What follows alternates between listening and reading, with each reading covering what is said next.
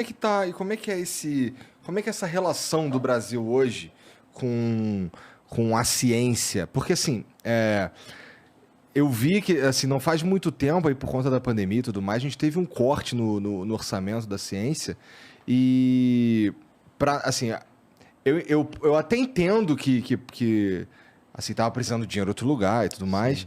mas qual que é o efeito prático disso assim na ciência no Brasil? Teve um efeito ruim e um efeito bom, como É? tudo na vida, mas deixa eu explicar isso aí.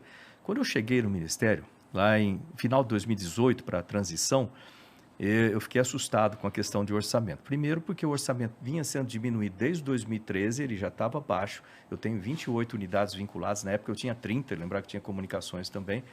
E eu olhei e falei assim, não dá. Tipo assim, como é que eu vou colocar recursos para todas essas unidades? Tem que pagar custeio, né? Você tem que pagar luz, água, uma série de coisas. Estou falando do discricionário, fora o obrigatório, que é pagamento de pessoal e tudo isso que já é reservado. Pô, vai ser difícil fazer isso aqui. Eu vou priorizar duas coisas. Eu vou priorizar as bolsas do CNPq, eu já explico por que eu tomei essa decisão lá atrás, Uhum. e vou priorizar o orçamento das unidades de pesquisas. Tem 16 delas que dependem do orçamento direto, fica embaixo da asa ali, porque o orçamento está muito baixo.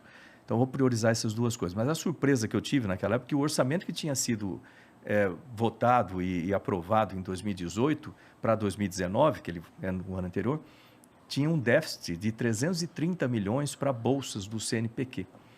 Basicamente, eu tinha orçamento para chegar só em agosto de 2019, pagando as bolsas, e depois não tinha mais orçamento. Ou seja, falei, pô, já começa atrasado na corrida aqui.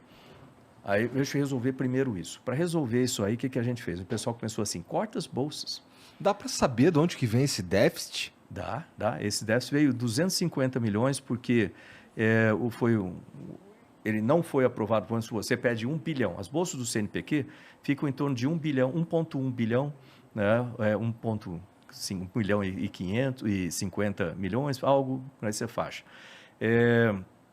E o orçamento que foi aprovado, logicamente a gente sempre pede isso aí, mas o orçamento que foi aprovado faltava 250, foi aprovado 750.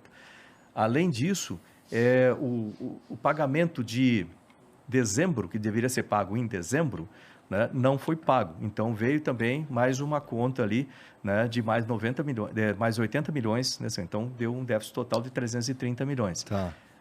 Aí a primeira ideia do pessoal, né, fala assim: corta as bolsas. Eu não vou Puta, cortar. Aí eu falei: não vou cortar a parece uma bolsa. péssima ideia isso daí.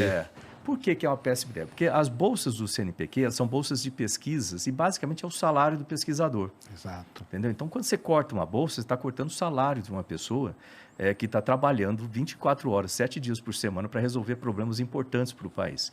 Eu falei, eu não vou cortar a bolsa. O pessoal, pô, você é doido? Eu falei, não, eu não vou cortar isso aqui. E aí foi uma briga, quem acompanhou lá foi aquela briga danada com a economia, até...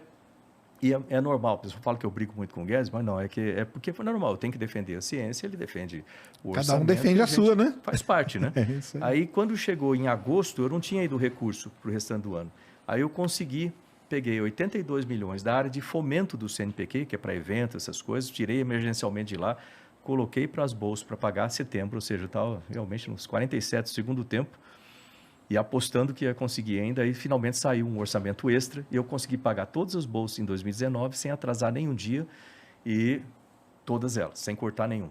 2020 já veio normal, 2021 veio normal, mas o orçamento veio caindo. E é explicável, como você falou, por causa da pandemia, foram mais de 600 bilhões aplicados no setor social, o que era extremamente necessário. Tinha gente morrendo de fome, sem emprego, sem lugar, então precisava daquilo. Agora, a coisa boa, essa é a parte ruim, deixa eu falar a parte boa. Toda necessidade você acaba utilizando. Gestão é isso aí mesmo, você tem que achar maneiras. Gestão, você trabalha com orçamento, com pessoas. Então, toda essa necessidade fez com que nós tivéssemos meios alternativos desenvolvidos por necessidade. Então, quando eu notei o problema de orçamento no início, eu criei uma secretaria focada em buscar estruturas financeiras para conseguir orçamento externo, que não fosse só da União. Antigamente, o Ministério era dependente completamente da União. Hoje em dia, a gente tem ferramentas que eu posso trazer, eu não, os projetos podem trazer recursos de setor privado, Legal. fundos, etc.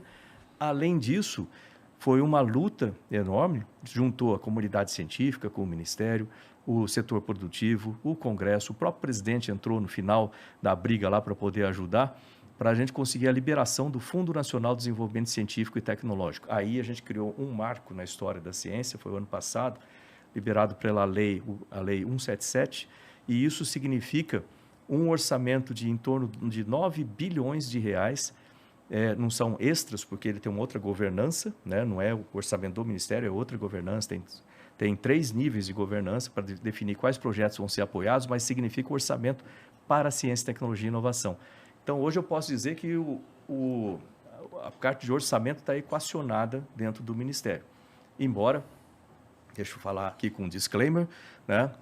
O orçamento não deve ser melhorado, o orçamento do Ministério. Então, tem 3 fontes. O orçamento que vem na disputa com os outros ministérios, esse pode e deve ser melhorado. Eu tenho o orçamento que vem do setor privado. Hoje tem instituições minhas, tipo o Instituto Nacional do Semiárido, lá em Campina Grande, que ele já consegue arrecadar 3 vezes o seu orçamento. Vamos supor, o orçamento é de 5 milhões. Ele já arrecada 15 milhões nos projetos bem feitos do setor privado e outros setores. Isso a gente está se aproximando do que é a Coreia do Sul e etc. A Coreia do Sul é 78% privado, 22% público. E o FNDCT. Então, o fato de ter esses 3 orçamentos nos permite agora investir em coisas como um laboratório de nível de biossegurança 4 para o país. A gente não tem, né? Não tem nenhum na América Latina.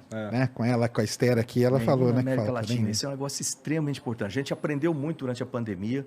Eu tenho um grupo de cientistas chamado Rede Vírus MCTI, que foi montado, essa rede, um mês antes de começar a pandemia. Eles foram, né, dia 10 de fevereiro, eles já estavam lá no Ministério, na primeira reunião. Dia 11 de março foi declarada a pandemia. Eles que nos deram todas as diretrizes, todas as estratégias para o Ministério seguir.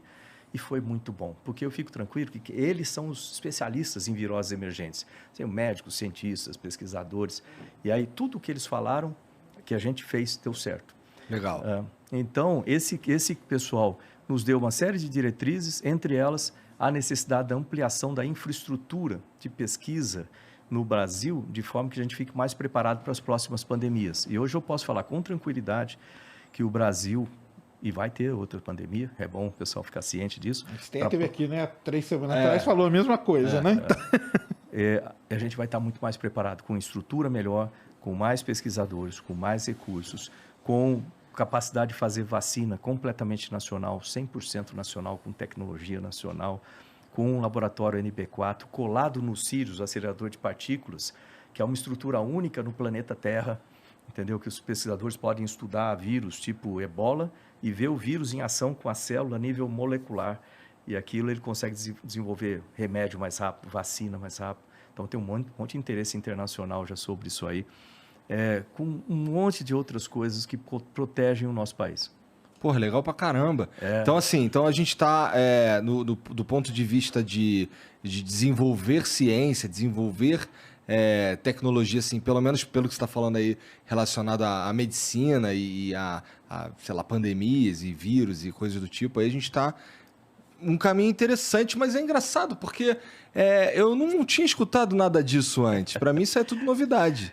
Por isso que é importante a gente poder participar. Aliás, eu agradeço novamente poder participar aqui e passar as informações para as pessoas. Inclusive, se me permitir, se o pessoal puder colocar aí o site do Ministério, gov.br/MCTI, né, Ministério de Ciência, Tecnologia e Inovações, e tem muita informação lá, mas o pessoal não vê, não aparece na imprensa, infelizmente, essas coisas. E a gente tem muita coisa. Tem o Centro Nacional de Tecnologia de Vacinas, que é esse centro que fica lá em Minas Gerais, que vai permitir o Brasil construir realmente a tecnologia de vários tipos de vacina. Daqui a pouco eu explico sobre essa questão de vacina, que é importantíssimo isso. Nós temos, por exemplo, o Centro de Tecnologia para Energias Renováveis, sendo construído nesse momento lá em Campina Grande também, no INSA. Hoje o Brasil também tem um centro de tecnologias para medicamentos sendo construído, né, sendo desenvolvido aqui em Botucatu. Nós temos o NB4, nós temos o Instituto Nacional do Mar, coisa que não tinha há muito tempo. O que é isso? Desculpa. Isso é o seguinte, nós temos esforços isolados de universidades, etc., com navios de pesquisas para o oceano, etc. Mas nunca teve um instituto para pesquisa oceânica no Brasil, por incrível que pareça. Olha o tamanho do nosso oceano, né, o litoral todo, nunca teve. E essa era uma aspiração da comunidade científica por mais de 15 anos. Aí, quando eu fiquei sabendo disso, eu falei assim, pô, vamos resolver agora. Aí, aliás, o Ministério, a gente está resolvendo problemas de décadas, assim, né? Então, vamos resolver, vamos criar esse instituto. Aí, a gente criou uma OS, uma organização social, que é bem mais prático para movimento, para poder operação, que vai juntar todos esses esforços, também junto com a Marinha do Brasil, para pesquisa de biodiversidade nos oceanos, para melhoria de capacidade de produção sustentável nos oceanos e resolver. Essa é uma questão que, para mim, é muito cara, muito preciosa, assim. Eu fico indignado, por exemplo, com aquele pessoal fala assim, tem um emissário que joga lixo para dentro. O oceano não é lata de lixo, né? A gente tem que ter uma maneira de acabar com essas coisas e uma maneira de limpar os oceanos, por exemplo, de microplásticos. Microplásticos. Olha, pô, o que é isso? Como o nome diz, são microplásticos mesmo, né? E esse negócio, ele contamina a vida marinha, contamina os peixes, a gente vai lá, come os peixes, contamina o ser humano também e muitas outras coisas.